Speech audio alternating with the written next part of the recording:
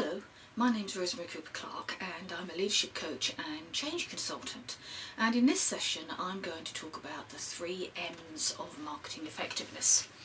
Now I'm talking very much from my personal experience and the learning journey that I've been on since starting up my business, and this sort of is what's working for me. It's a continuous journey of learning, and it's an area that I need to keep revisiting. I'm not the only one. When I talk to colleagues and contacts and I say, what do you do? They very often come back with saying, well, I'm a trainer, a consultant and a coach, or they say, well, it's rather complicated, and then go into a long explanation of what it is that they do. This, of course, isn't helpful to anybody who is a prospective customer or wants to perhaps help you with your business. So the 3 M's are a way of ensuring that you get some focus around each of your service offerings. Now the point is that it's quite okay to have a number of service offerings and to tailor those and to talk about yourself quite differently in what you provide dependent on the market or the environment that you're in. Provided, of course, that you have the time and the budget to keep following on each one of those offerings.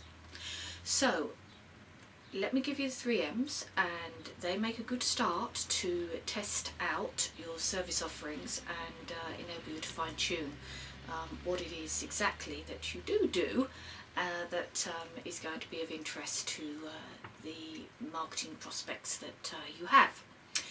The first M is market.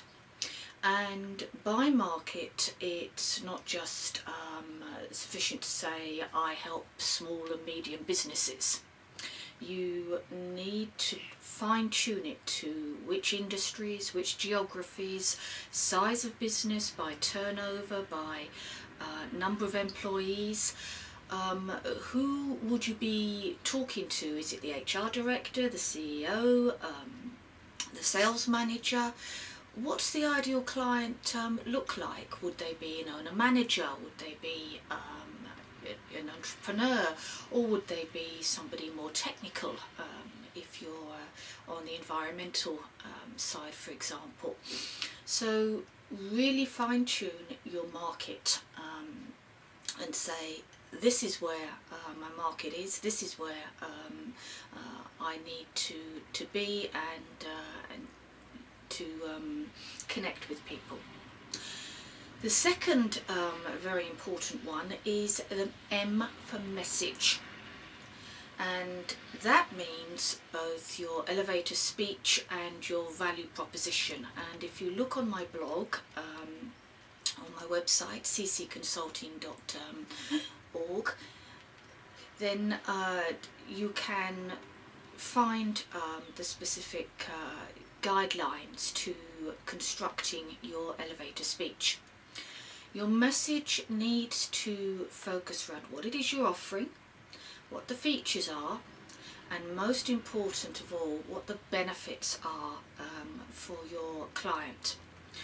A friend of mine really helped me think about this by asking me the question, what is it you will leave behind when you finish the assignment? What's the takeaway?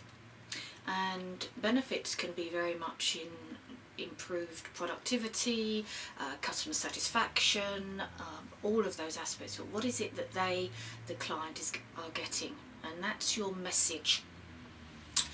The third M, again equally important, is your medium.